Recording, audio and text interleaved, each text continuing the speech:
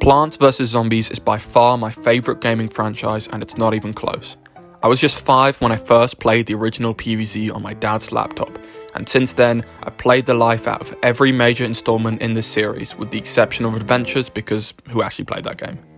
So you can imagine my hype back in 2019 when I heard PvZ was finally getting another tower defense game after 7 years, and oh boy, it was awful.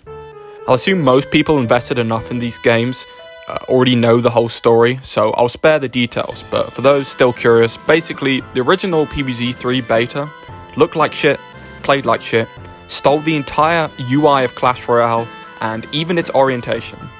Like, this is how you'd play that game. Yeah. It was bad. So bad, in fact, that PopCap actually scrapped the whole thing, and Plants vs Zombies 3 was never heard of again. Just kidding.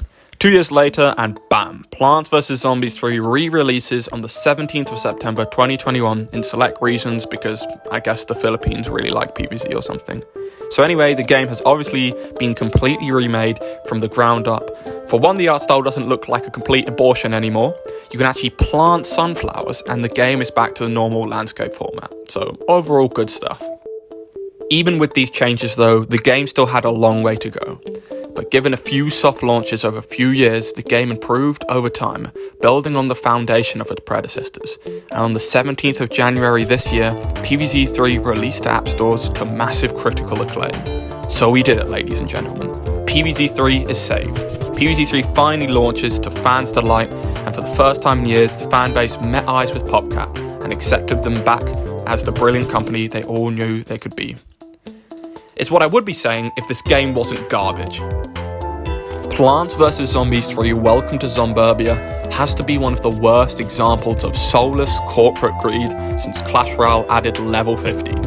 It seems that PopCap saw that the original 2019 version of the game was broken, so they fixed its wheels, gave it a new coat of paint, but then forgot to put an engine inside of it. This game has had 15 years worth of content to pull from, and in the end we got the exact same gameplay with all the content and fun gutted out of it. Do you know how many plants there are in PvZ 1? 48. Do you know how many plants there are in PvZ 3? 15. And considering 3 of them are just relegated to being power-ups, it's more like 12. But let's talk about the new content, because maybe what they lack in quantity, they make up for in quality. They don't. In terms of new plants, we have the bamboo shoot, which is a primal pea shooter and an apple mortar combined. And that's the new plant. Lucky for us though, we got 3 brand new types of zombies, like the bowler zombie, who throws bowling balls at the plants. This pigeon guy, who's kinda like a chicken wrangler zombie, except the chickens can fly. And the swashbuckler zombie. No, I don't care if he has a new name, it's just a swashbuckler zombie. PopCap, you've had 3 years to develop this version of the game. What the hell have you been doing this whole time? Yeah, so for some reason, this newer version of PvZ 3 is trying to appeal to the Gardenscapes market. Like, they try to copy Overwatch in Battle for Neighborville, and then they try to copy Clash Royale in the original Plants vs Zombies 3.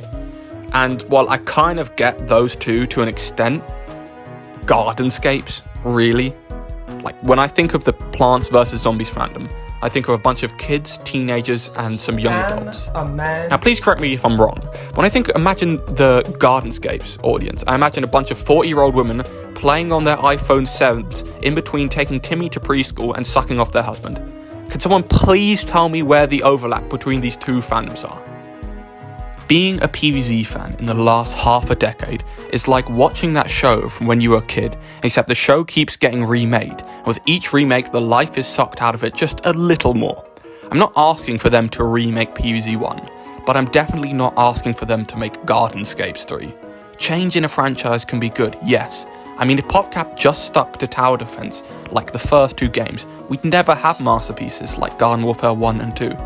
But when you're changing something, it should always have the player in mind, whereas every decision made about this franchise in the last 8 years feels like the most anti-player choice possible. No PopCap, no EA, this is not good for the player. Hello to anyone that's still watching. I just want to give a big thanks to you for watching all the way to the end. This is my first YouTube video ever, and it was definitely a big learning experience for me. There's a lot of stuff that I would have liked to change, but I couldn't just because I didn't know how to. But from here on out, the videos are only going to get better. So please like, subscribe, leave a comment on what you want to see next. I do like other things other than just PvZ, but I'm happy to make more Plants vs Zombies stuff. But yeah, thanks for watching. This has been Exotic Butters, hoping that PopCap fixes their game, and signing off.